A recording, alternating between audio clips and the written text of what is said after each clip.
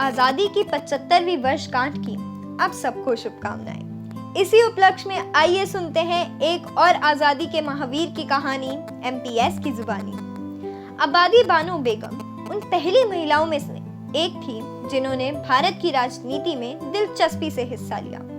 वह उन निडर मुस्लिम महिलाओं में से एक थी जिन्हें अपने देश को अंग्रेजों की गुलामी से मुक्त देखने की उत्सुकता थी। इसीलिए वह भारत की आजादी की लड़ाई में एक क्रांतिकारी बनकर कूद पड़ी। आबादी बानो बेगम लोगों में बड़ी ही लोकप्रिय थी। लोग उन्हें प्यार से अम्मा बी के नाम से भी जानते थे। उनका जन्म 1850 में उत्तर प्रदेश में हुआ। इनकी शादी रामपुर रियासत के एक अफसर अब्दुल अली खान से हुई थी। इन दोनों की एक बेटी और 5 बेटे थे। छोटी सी उम्र में ही आबादी बानो के पति की मृत्यु हो जाने के बाद बच्चों की सारी जिम्मेदारी उनके कंधों पर आ गई। भले ही उनके पास सीमित संसाधन थे, उनके पास कोई औपचारिक शिक्षा नहीं थी, लेकिन फिर भी उन्होंने अपने बच्चों को उत्तर प्रदेश के बरेली शहर के एक अंग्रेजी माध्यम स्कूल में पढ़ाया। आबादी बानो बेगम ने राजनीति में खुलकर हिस्सा लिया और खिलाफत समिति का हिस्सा भी बनी। साल 1917 में जब एनी बेसेंट और अपने 2 बेटों को जेल हो गई तो वह खुद उन्हें रिहा करने के लिए आंदोलन में शामिल हो गई। महात्मा गांधी ने भी उन्हें राजनीति में आने के लिए प्रोत्साहित किया, क्योंकि बी अम्मा के आने से उन्हें स्वतंत्रता आंदोलन में मुस्लिम महिलाओं का समर्थन भी मिल सकता था। खिलाफत आंदोलन के समर्थन के लिए इन्होंने पूरे भारत में बड़े पैमाने पर यात्रा की। उन्होंने खिलाफत आंदोलन व स्वतंत्रता आंदोलन में दूसरी महिलाओं को जोड़ने के लिए भी प्रोत्साहित किया। वह लोगों में लगातार विदेशी सामान का बहिष्कार करने के लिए अपील करती रहती थी। उनके अथक प्रयासों का परिणाम स्वरूप पूरे देश में मुस्लिम महिलाओं आजादी के लिए लहर में जुड़ पड़ी। आजादी की 75वीं वर्षगांठ की आप सबको शुभकामनाएं।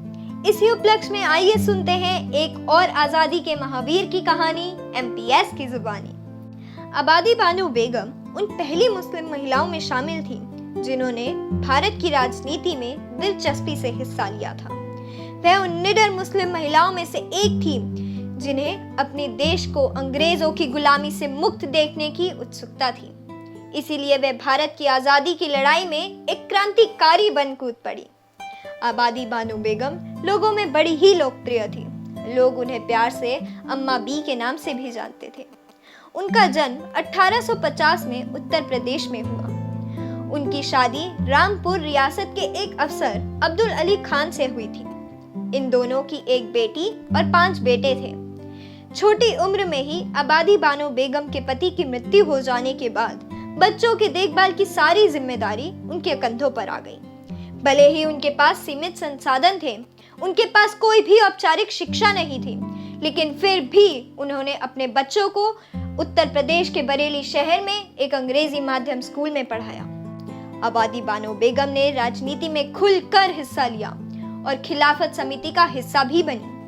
साल 1917 में जब एनी बेसेंट और अपने 2 बेटों को जेल हो गई तो वह खुद उन्हें रिहा करने के लिए आंदोलन में शामिल हो गई। महात्मा गांधी ने भी उन्हें राजनीति में आने के लिए प्रोत्साहित किया, क्योंकि बी अम्मा के आने से उन्हें स्वतंत्रता आंदोलन में मुस्लिम महिलाओं का समर्थन मिल सकता था। खिलाफत आंदोलन के समर्थक के लिए वह पूरे भारत में बड़े पैमाने पर यात्रा करी। उन्होंने खिलाफत आंदोलन व स्वतंत्रता आंदोलन में दूसरे महिलाओं को जुड़ने के लिए भी प्रोत्साहित किया। वह लोगों से लगातार विदेशी सामान का बहिष्कार करने के लिए अपील करती रहती थी। उनके अथक प्रयासों के परिणाम स्वरूप पूरे देश की मुस्लिम महिलाएं आजादी की इस लहर में जुड़ गई। आबादी बानो बेगम हमेशा शिक्षा के लिए अग्रसर रही। वह एक प्रगतिशील विचारक, दूरदर्शी महिला थी। भले ही उनके पास कोई औपचारिक शिक्षा नहीं थी, लेकिन वह एक आधुनिक शिक्षा ग्रहण करने वाले लोगों से काफी प्रभावित रही। आबादी बानो बेगम ने सारा जीवन देश की सेवा में बिताया, मगर अफसोस भारतीय स्वतंत्रता आंदोलन, आजाद भारत के सपने देखने वाली यह महिला उसे पूरा होते न देख पाई। 13 नवंबर 1924 को खिलाफत आंदोलन की समाप्ति के तुरंत बाद ही उनका निधन हो गया। ऐसी भारतीय महिलाओं को हम शत शत नमन करते हैं। जय हिंद।